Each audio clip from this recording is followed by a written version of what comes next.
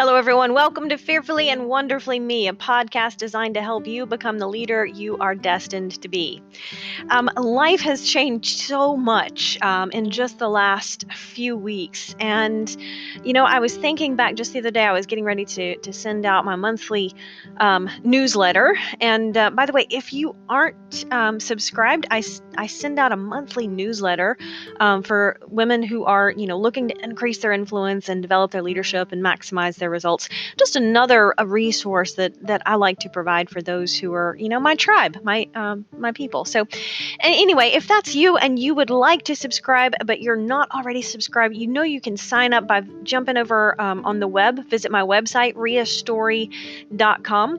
And there's a button on there. Just scroll down a little bit, and there's a button that says sign up for my mailing list and download a free chapter from one of my books. So if that interests you, then that's available to you. Go ahead and take advantage of that. But I was getting ready to write this month's newsletter, and I was just reflecting how quickly life has changed in just a few short weeks for all of us. And I think that probably, on some level we knew it was coming. We'd been hearing the news and hearing that the coronavirus was going to be an impact. But I think most of us underestimated how much of an impact. I mean, here we are. It's not almost Easter, and yet everything is shut down. And I really feel like life is just paused. Life is interrupted.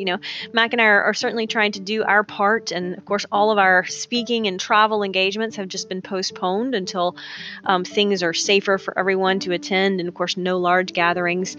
So Mac and I have been home for the last 3 weeks, leaving the house only, to buy groceries or to get outside for some exercise.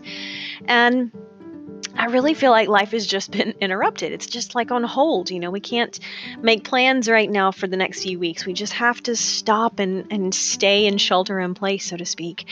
And so part of that newsletter, I offered some tips on coping with what I call the corona chaos, because all of this interruption in our daily routine, it's amazing how much energy it takes when we are out of our routine. I find myself, even though I'm at home, number one, I'm having to clean everything very thoroughly. So it means every day I'm wiping down door handles, and I'm doing more laundry because I'm washing hand towels, and just the effort to make sure we are as safe as possible during this time. And the effort to go buy groceries, it just takes so much longer, and I have to wipe everything down with Clorox wipes. And it just occurred to me that when we're out of our regular routine, it takes a lot of energy because we're having to put so much more thought into everything that we do.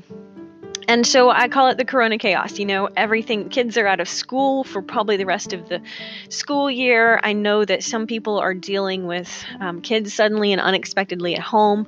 Maybe you're working from home when you're not used to it. Maybe your spouse is working from home and you're not used to staying in the same house for every day, all day with one another. Maybe you're dealing with elderly parents who still want to get out and do their social, whatever it is. I would bet that most of us are, I know I am, dealing with just some disruption and some of the chaos to our daily life. Certainly what we expected this year to be different than it has turned out in the first several months. So just wanted to give you in this podcast episode some practical strategies for managing that stress. Now, these aren't rocket science. You've probably heard me talk about some of them before because they're great things to incorporate in our daily life to deal with stress. And so they're great ideas to implement anytime you're feeling stressed, not just if it's coronavirus stress, but just anytime. These are just great strategies. But I wanted to just, throw these out there for you. Pick one or two that fit you and just see if maybe this can help you kind of deal with some of the chaos, some of the stress, some of the fallout emotionally that I know you may be experiencing right now. So here are just a couple ideas. Number one, I think it's always really helpful to really intentionally think about what we can control in this moment. And so literally, if you need to sit down with a pen and a paper and some quiet time and just make a list of all of the things that you can do right now. Big things, little things, even silly things. All of the things that you can take action on, all of the things that you can do, so that this will help you not feel stuck during this time. There's so much going on with the restrictions and no traveling and not leaving the house in some cases. And so it's easy for us to feel overwhelmed with all of the things that we cannot control. So I think it really helps. I know it really helps me to just sit down and make a list and just brainstorm. Here's what I can do. Here's what I can do. Some common ideas. I listen to music. Is one of my strategies for dealing with stress. I write that down. I can listen to a really feel-good playlist on Spotify. I can limit how much news I watch because too much of that can depress us. I can clean house. If I'm really bored, I can always look around and see dusty corners that might need to be cleaned. Just whatever it is. Write down some things that you can do, some things that will help you just feel more in control. When you identify all of the things that you really can do in the situation, you realize there is so much that you can do. And that brings us to the second one. Don't dwell on what you cannot control. Now that you've identified a list of things that you can do and that you can control, quit worrying about what you cannot control. If you're frustrated that the gym is closed and you miss your workout, then don't dwell on that because you can't change that right now. What you can do, and maybe you wrote this down on your list, is find an online workout that you can do at home. There are tons and tons of these streaming, most of them free. So hopefully, you've got a list now of things that you can do.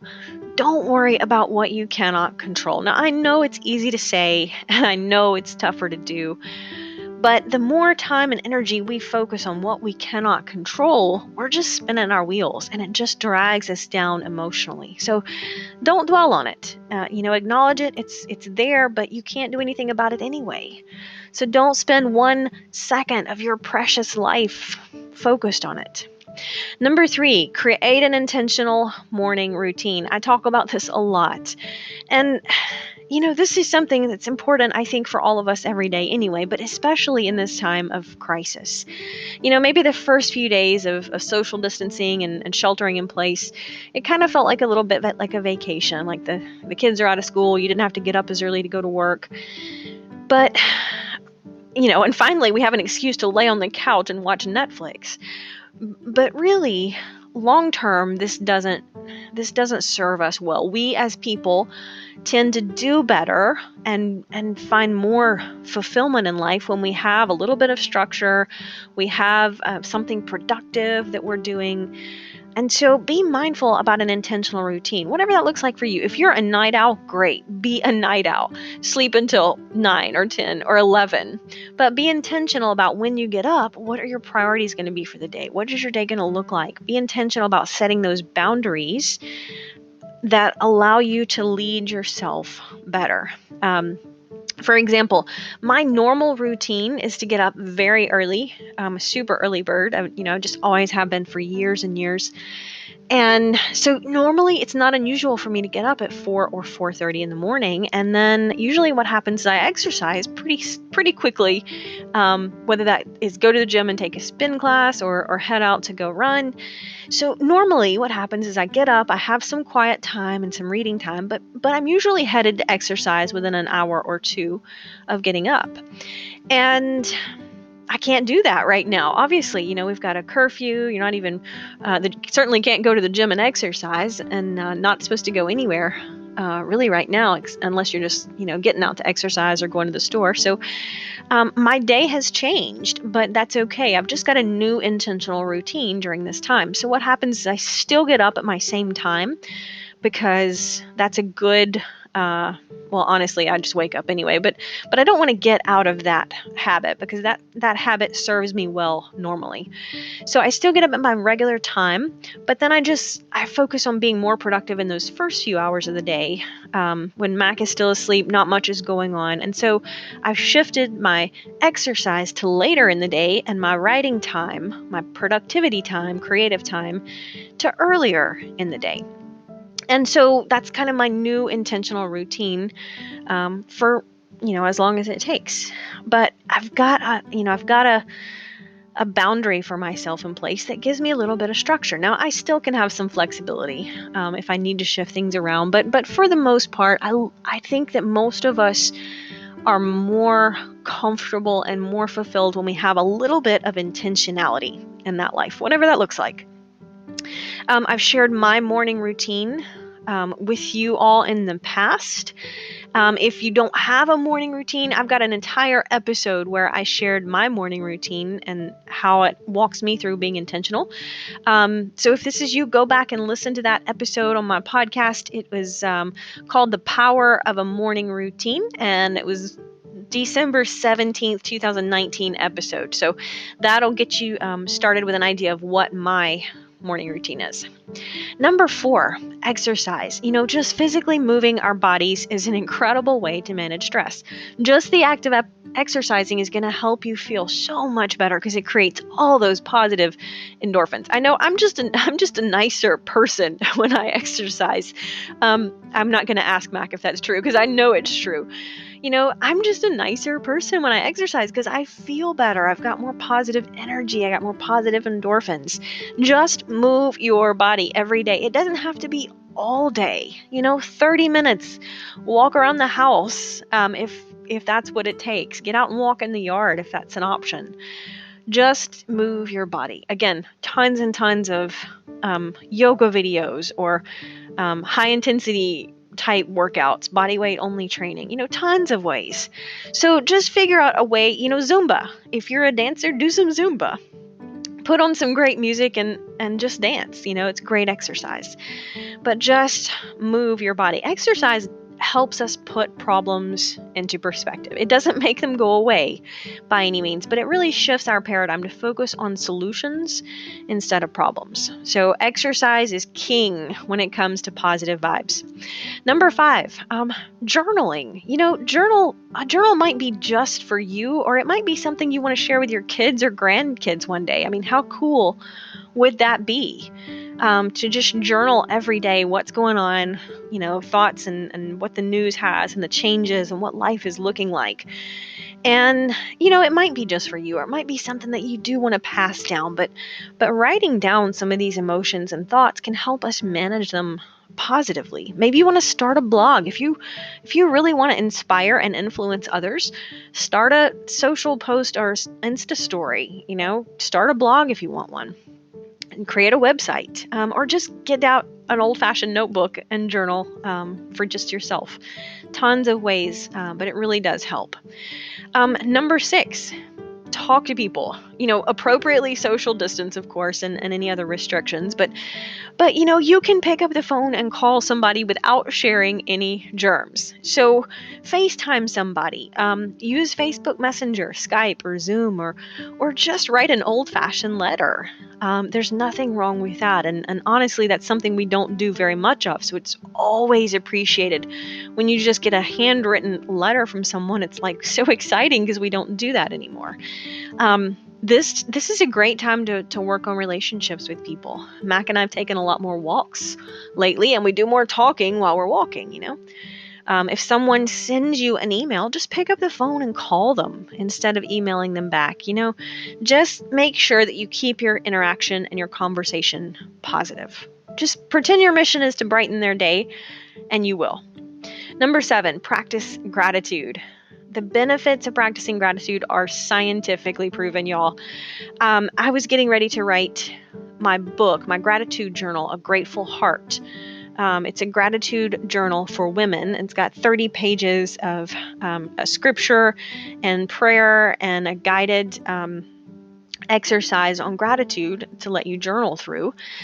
And as I was getting ready to write that book, and I was simply astounded when I started doing research at how many studies there are that show how gratitude helps you live longer and help you become less centered. It helps you become kinder.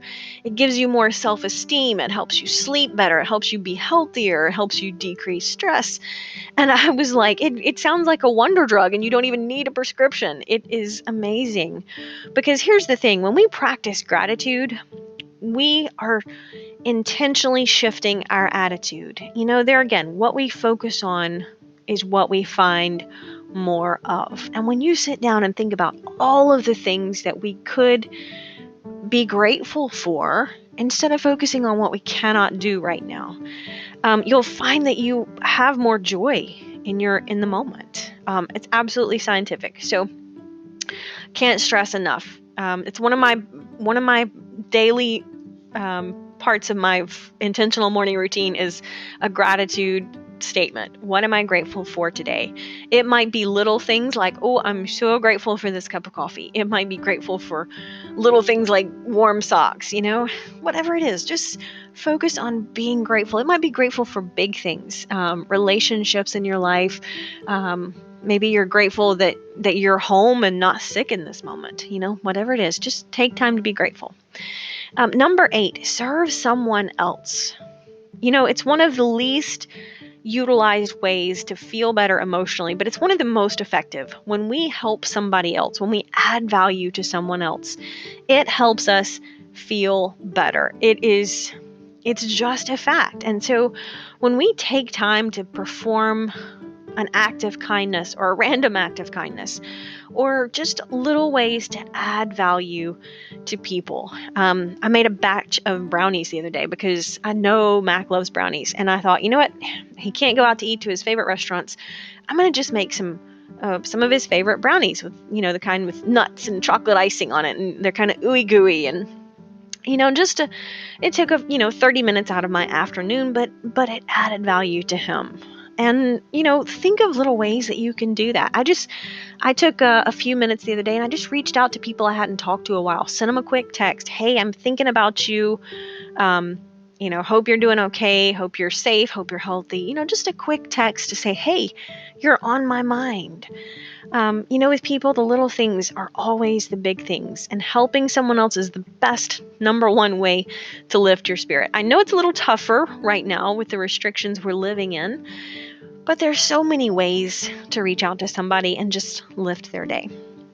Number 9, surround yourself with positivity. I know you can't avoid all negativity right now, but you can minimize the stress. But I think of it as overwhelming all the negative stuff with positive stuff. So read a great book, listen to some good music, watch a funny movie, learn something new, whatever helps you feel more positive. Do more of that. I love to read inspirational stories of people who've overcome. I told someone the other day, I'm like, this would be a good time to reflect and read Anne Frank's Diary of a Young Girl, because I tell you what, when you stay at home for even a few days, you have a total new appreciation for how, I think it was 9 of them living in like a 450 square foot space and hiding, and they couldn't go out at all, and they had to be very quiet during the day, and it gives you a little bit of a new appreciation. Certainly not all of it, but just a new perspective on how tough it probably was for them all crammed in that space, and trying to ration food and outgrowing clothes because they didn't, the kids couldn't buy new clothes for the kids when they grew out of them. And so, I always love to read inspirational stories like that of people who have dealt with adversity, because it reminds me that someone has got it worse than I do. There again, it shifts my perspective to an attitude of gratitude. And then last but not least, I'd love to hear ideas on what helps you manage your stress better. Jump on social, connect with me on Instagram, Facebook, LinkedIn. Tag me on, share a picture of something you're doing to deal with the stress or to deal with the corona chaos going on in your life. Share some ideas, and let's just create a wave of positivity during this crisis. Until next time. Start increasing your influence and maximizing your potential with Ria's audiobooks. Available at audible.com, amazon.com, and iBooks. Please visit riastory.com to learn about Ria's books, resources, speaking, and training programs. Thanks for listening.